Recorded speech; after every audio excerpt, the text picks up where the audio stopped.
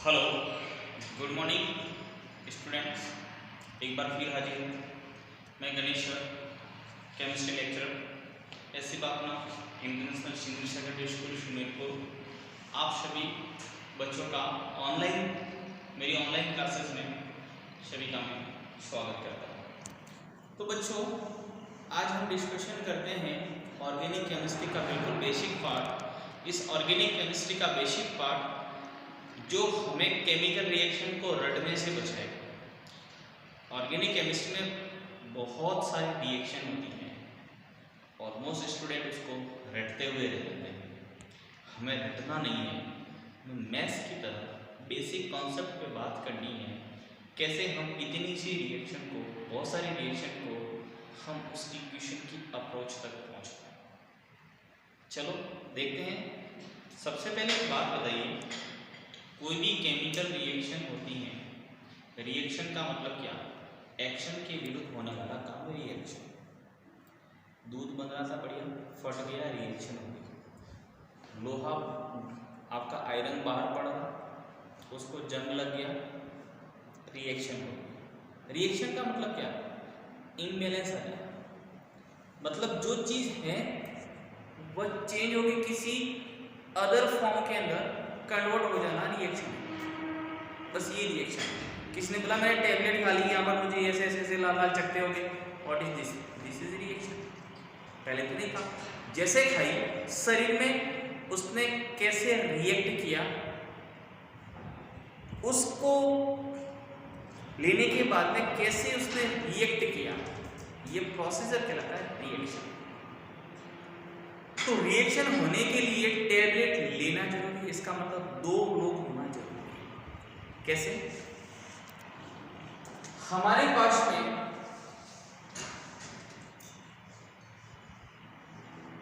GOC के अंदर पढ़ेंगे, हमारे पास में एक एटम है ए, एक एटम है बी।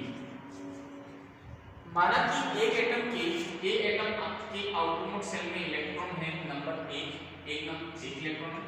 बी के आउटरमोस्ट सेल में इलेक्ट्रॉन, हमने ऐसे मान लिया कि हमारे पास में कितने हैं? 1 3 5 7 7। अब दोनों के अंदर शेयरिंग होती है, इलेक्ट्रॉन शेयरिंग होती है। ए बी से कहता है कि हम दोनों मिलकर कोई बॉन्ड बना, तो ए ने अपना यही एक इलेक्ट्रॉन यहाँ पर साझे के रूप में दिया, पार्टनरशिप के रूप में दिया। बी ने भी ये दिया, इसका मतलब इस बॉन्ड में ए ने एक इलेक्ट्रॉन दिया, बी ने। इसका मतलब इस बॉन्ड में इलेक्ट्रॉन कितने? दो। पूरी ऑर्गेनिक केमिस्ट्री में बॉन्ड चाहे कोई सा भी हो, एक बॉन्ड बनने में 2 इलेक्ट्रॉन की जरूरत हमें रहती है। ओके, यहाँ पर देखते हैं। सबसे पहले ये बॉन्ड बन गया, बढ़िया सा इनके बीच में बॉन्ड बन गया, कोई रिएक्शन नहीं, बढ़िया सा। अब रिएक्शन होगी कैसे?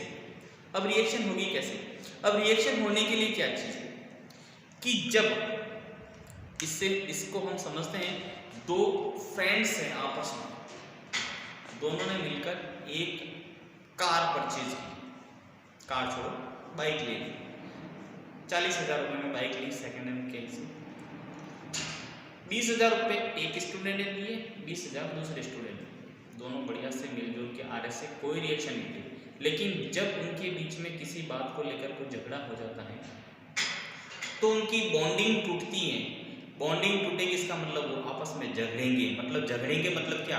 उनमें रिएक्शन होगी। यानी कि रिएक्शन होने के लिए जो बॉन्ड हमने पहले बनाया था, जो बॉन्डिंग हमने बनाई थी, उस बॉन्ड का टूटना बेहद जरूरी है। देखते हैं यह बॉन्ड कितने टाइप से टूट सकता है।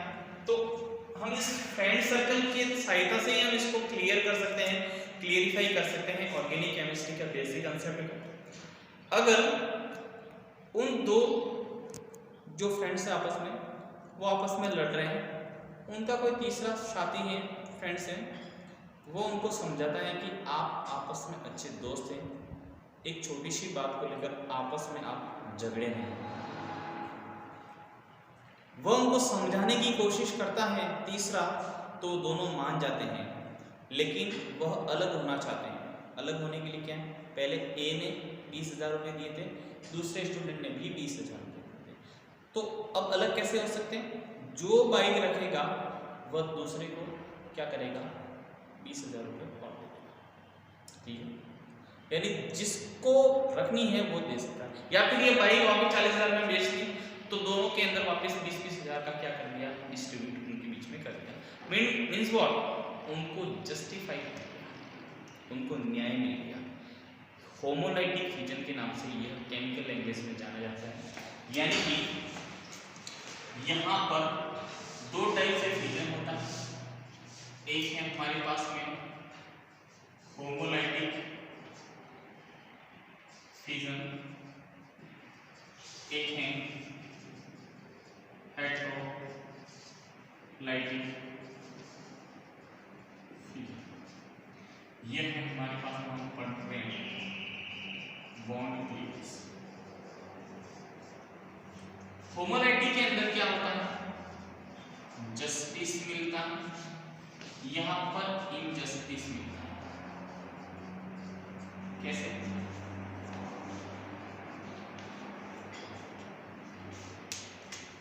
यहां पर ए और बी के बीच में बॉन्डिंग थी।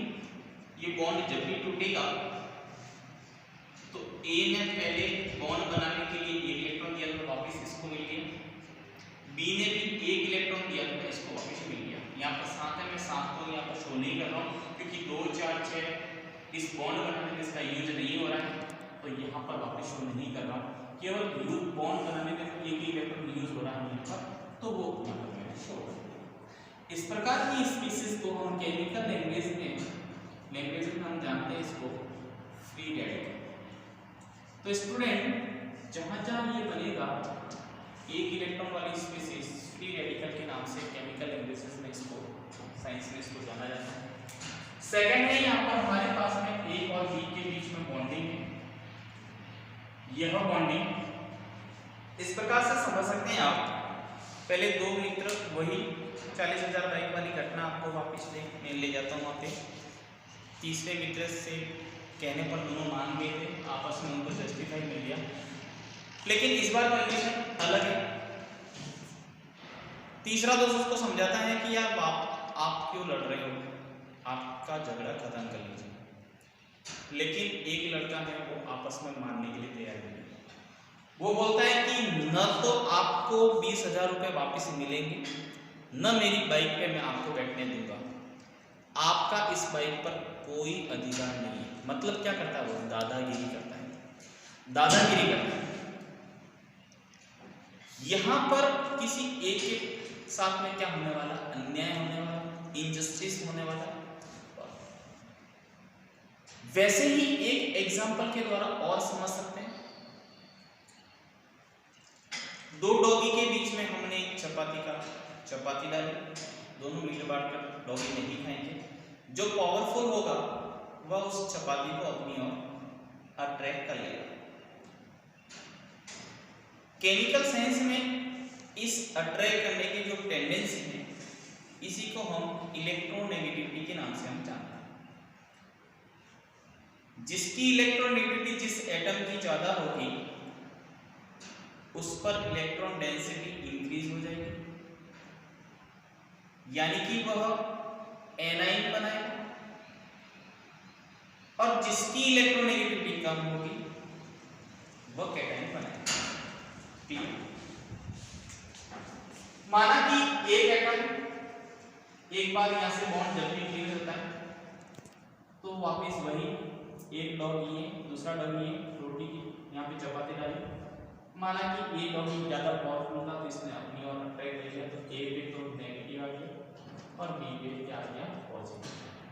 ये किसके आधार पर आपने बताया? इलेक्ट्रोनेगेटिव। ऐसा भी तो हो सकता था ए और बी के बीच में बी ज्यादा पावरफुल हो सकता तो भी ए पे पॉजिटिव आ जाएगा और बी पे नेगेटिव।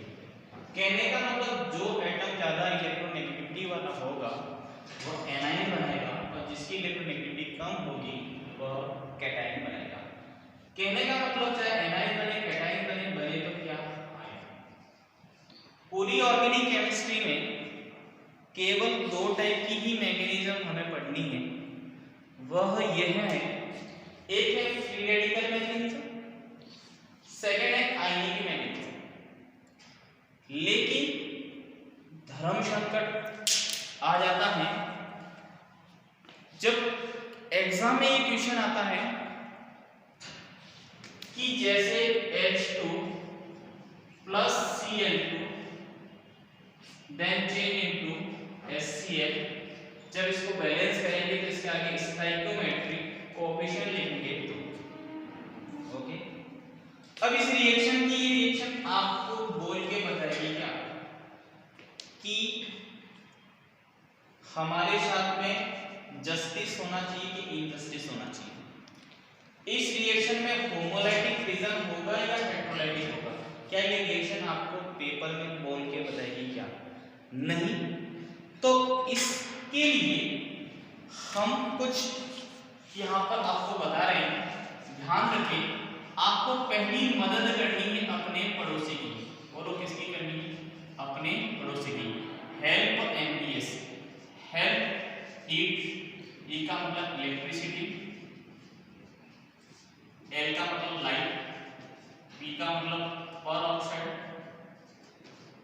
और एमडीएच का मतलब एन ब्रोमो सक्सेनामेट। ओके, जहां जहां ये 5 शर्तें आएगी ऑर्गेनिक केमिस्ट्री की, वहां वहां आपको होमोलाइटिक फिजन करना है। जहां जहां ये 5 नहीं आएगी वहां पर हेटेरोलाइटिक करना है। कैसे? हम कैसे पहचानेंगे? देखो ये एरो के ऊपर कुछ भी लिखा हुआ नहीं है, इसका मतलब ये 5 शब्दों में से कुछ भी नहीं, इसका मतलब इसमें हेटेरोलाइटिक फिजन होगा, इलेक्ट्रोनेगेटिव बेस होगा, आयन बनेंगे, आयनिक मैग्नीशियम इस पे चलेंगे, जिसकी इलेक्ट्रोनेगेटिव ज्यादा होगी उसके हिसाब से बनेगा। लेकिन अगर मैं यहाँ पर लिखूं H न्यू, मतलब क्या है? ये लाइट है, अल्ट्रावायलेट रेज को शो करता है लाइट को, तो यहाँ पर ये लाइट होने के कारण अब ये रिएक्शन होमोलाइटिक फिजन का एग्जांपल हो जाती है। अगर मैं यहाँ पर टेम्परेचर लिखूं 500 डिग्री सेल्सियस, 500 केल्विन, ऐसे कुछ लिख लूं, तो यहाँ पर आपको लगता है कि जितना टेम्परेचर ज्यादा होगा हीट निकलेगी, तो इसका मतलब इसका एग्जांपल हो जाएगा। इलेक्ट्रिसिटी का लिखा हुआ है तो वो भी हो जाएगा। पर ऑक्साइड आप मार्कोनी का, एंटी मार्कोनी का मूल केंद्र, इसको ज्यादा डिटेल करेंगे। एन ब्रोमो सक्सेनामेट डायरेक्ट एनपीएस पे लिखा हुआ है, तो ये इसका एग्जांपल हो जाएगा। इसके अलावा जो भी होगा वो हेटेरोलाइटिक फिजन का एग्जांपल होगा। तो लीजिए, आज हमने डिस्कशन किया बॉन्ड फ्रीज के बारे में, कैसे होता है होमोलाइटिक, हेटेरोलाइटिक। अगर किसी भी बच्चे को आज की क्लास में इसमें कुछ क्वेश्चन है उसका, तो यहाँ पर मैं अपना नंबर लिख रहा हूँ, नंबर पे आप मुझे कॉल भी कर सकते हैं और मुझे यहाँ पर व्हाट्सएप मैसेज भी कर सकते हैं। आपका कोई भी क्वेश्चन है आप मुझे व्हाट्सएप मैसेज करिए, आपको उसका आंसर मिल जाएगा। इसी आशा के साथ आज की हम इस क्लास को मैं यहीं पर समाप्त करता हूँ। कोरोना की वजह से आपको अपने घर पर रहकर ही ऑनलाइन पढ़ाई करनी है। सेफ रहिए, सुरक्षित रहिए, घर पे रहिए, सुरक्षित रहिए, अपनों को भी बचाइए, ये सोचिए। Thank you. जय हिंद, जय भारत।